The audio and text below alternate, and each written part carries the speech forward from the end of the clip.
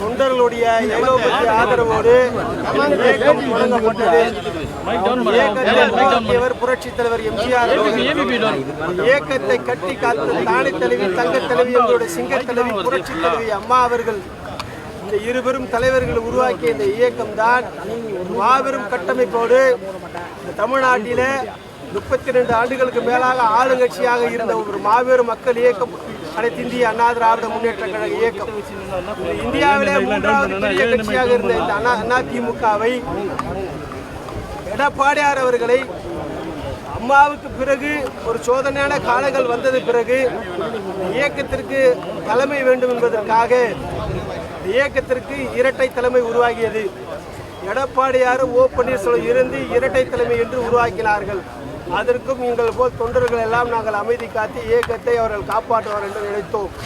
பிறகு அதிலுமே அவர்களுக்குள் சமரசம் இல்லாமல் மீண்டும் ஒற்றை தலைமை இந்த இயக்கத்துக்கு வந்தால்தான் இந்த இயக்கம் நல்லா நன்றாக இருக்கும் என்று இயக்கத்தில் இருக்கக்கூடிய மூத்த முன்னோடிகள் எல்லாம் சேர்ந்து ஒற்றை தலைமை உருவாக்க வேண்டும் என்பதை தொண்டர்களுடைய கருத்தாக எடுத்துக்கொண்ட தலைவர்கள் மத்தியில் ஒரு முக்கிய தலைவர் எங்களுடைய விழுப்புரம் மாவட்டத்தினுடைய தலைவர் அண்ணன் சிவிஎஸ்.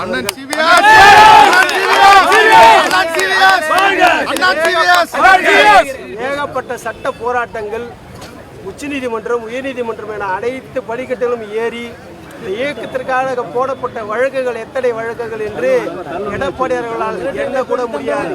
ஏன்னா அவர்களுக்கு எத்தனை வழக்குகள் போடப்பட்டது என்பது கூட அவருக்கு தெரியாது.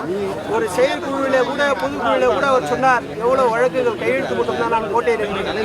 இந்த வழக்குகள் எல்லாம் நாடி உச்சநீதிமன்ற படிக்கட்டுகள் பல முறை ஏறி இறங்கி ஒற்றை தலைமை உருவாக்கக்கூடிய காரணகர்த்தாவாக இருந்த மூத்த தலைவர்கள் ஒருவர் அண்ணன் சிவிஎஸ் அவர்கள்.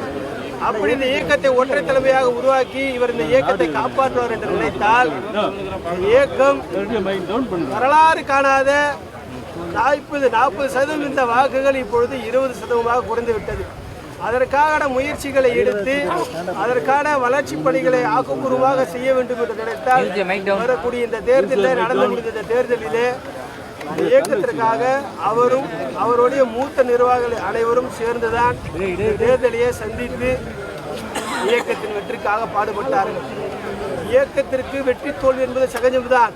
ஆனால் இயக்கம் 47 சட்டமன்ற உறுப்பினர்களை வந்தவுடன் இயக்கத்திற்கான அடுத்த தோல்வியை கண்டு அந்த தோல்விக்கான காரணத்துக்கு அந்த தோல்விக்கு நான் தான் காரணம் என்று ஒப்பிட்டுக் கொண்டு இயக்கத்தினுடைய அடுத்த கட்ட வளர்ச்சிக்கு கருத்துக்கு வந்திருக்க வேண்டும்.